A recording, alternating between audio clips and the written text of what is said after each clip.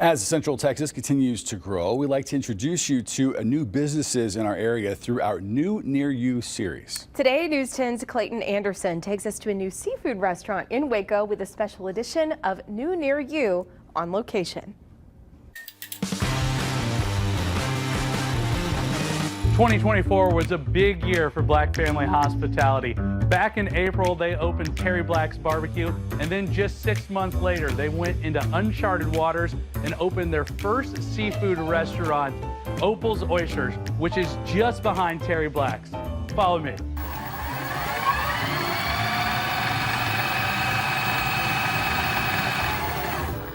And here in Waco, Black Family Hospitality is now in its seafood era. Let's head inside Opal's Oysters and talk to the GM and head chef about everything they have to offer in this unique restaurant. All right, so Mike, we're at Opal's here in Waco. Let's just first off, tell me a little bit about the story of Opal's, how this came about, and the namesake as well. I know that there's a pretty unique story there. Sure. No, the namesake itself comes from Opal, so she's the grandmother. So you'll see her family traditions of the seafood, you know, a lot of family traditions. Everything's woven into all the dishes on the menu. So, you know, the family spent a lot of summers in that Corpus Christi beach vibe, and so that's what you'll see on the menu when you come dine with us. So this is the first Opal's. Obviously, barbecue is what's been done. We've seen Terry Black's open up here in Waco, but why Waco for this new venture and this new culinary experience? Sure, you know, I think the barbecue was a great hit. You know, it was needed in this town for sure. You know, we've done very well over there. And then the seafood in the same right. You know, there's not a lot of seafood options in Waco, and so why not Waco? It's a great town. The community's been super receptive to having us here. We love being here. So I think that both really. You know, it's really cool that, you know, in the same building you can dine here, have an upscale dining experience, and I can't tell you how many times we've had people dine here for dinner and say, I was next door for lunch today. Barbecue was fantastic. So we get them twice in the same day, so pretty cool. When this idea was pitched, was there anybody that was you know, maybe a little skeptical, thinking, okay, a fine dining seafood restaurant with oysters and more of a coastal vibe, how's that going to work in Central Texas? Did you hear any of that? Heard that a lot. You know, oysters in Waco, how's that going to happen?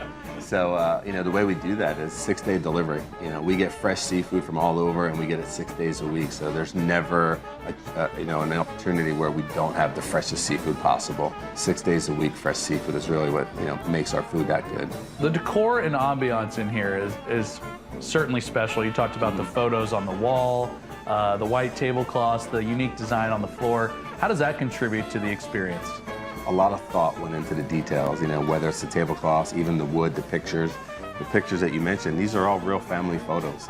So as you look around the restaurant, you see there's Opal in the pictures, and the kids, Mike and Mark, they're in these pictures. These are real pictures of them enjoying their summers, you know, at the beach. I think the #1 comment we get is, I don't feel like I'm in Waco. They feel like they're in a big city somewhere, dining very exclusively. It's just a really cool ambiance when you come in, and there's nothing like this around, so it's what makes us unique.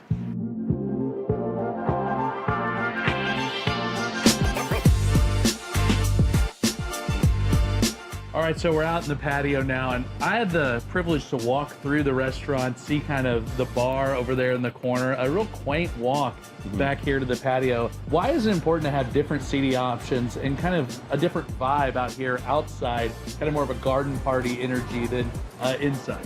Well, I'll tell you, you know, when I talked to Mark, you know, one of the owners, he travels a lot, and a lot of his time spent in Europe. He really fell in love with that alfresco dining and that outside with a lot of plants, very intimate dining space. And so you get a little bit of inside, then you can come outside on our beautiful patio, get the fireplace going, you're surrounded by plants, and it just takes you away to a different place. Every little detail has been planned, even up on the side here where we have kind of our sidewalk viewing tables. You know, people can dine on that patio rail, and it's our people watching spot. I've noticed on your menu you have several things that can kind of be shareable too. You can try different bites and share it with the people at your table. Is that something that can be kind of popular out here too? There's lots of options. You have some entree options and you have some appetizer options. Everything is really meant to just be enjoyed. You know, when we thought about the different side options that we're going to choose, whether it's the broccolini or the polenta, those are all designed to be shareable comfortable. Not you get yours and I get mine. This is a community. We're all gonna just try a little bit of everything.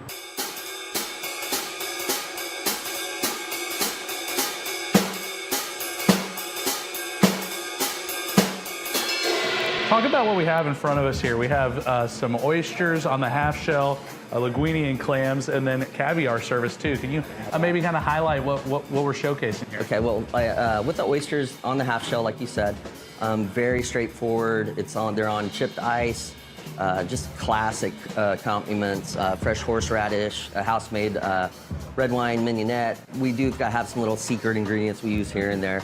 But Tabasco cocktail sauce, like I said, very, very straightforward. We bring oysters in from all over the country 2 to 3 times a week. Our inventory is very, very tight to ensure that we have the freshest product. It's always like that with seafood. As soon as it walks in the door, the clock starts ticking as far as like freshness.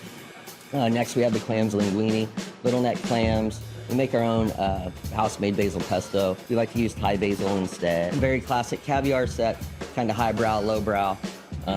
But we like that kind of vibe here at Opal. So, you know, we've got our Lay's potato chips. So it's kind of like a fancy chips and dip. You know, you've got your creme fraiche for your sour cream and your caviar and your chives, which kind of play as your onion piece. So hopefully a little bit of something for everyone. We do have a burger for those of you that are not the seafood hounds. These are kind of our take on your classic blini, which is like a, you know, again, very traditional accompaniment for the caviar service. We do almost like a sourdough pancake. We do like a 20-hour proof on it.